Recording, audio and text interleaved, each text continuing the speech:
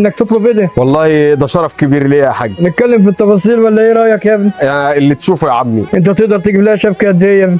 انا تحت امرك في اي حاجه. ماشي يا حبيبي. احنا عايزين لها شبكه ب 300,000 جنيه.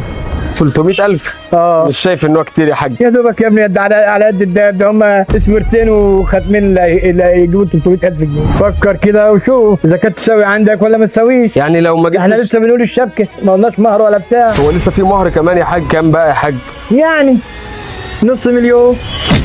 نص مليون؟ ايوه، عشان نجيب لها حاجتها يا ابني، اجهزتها وحاجتها. بس انت ما قلتليش الكلام ده يا شيماء. طب بعد كتب الكتاب بقى ندفع المهر ده؟ يا حبيبي احنا بنكتب القايمه وبنكتب كل حاجه قبل كتب الكتاب. هيكتب القايمه ولسه الحاجه ما جاتش؟ يا حبيبي قبل كتب الكتاب القايمه بتتكتب، هو النظام ده يا ابني كده.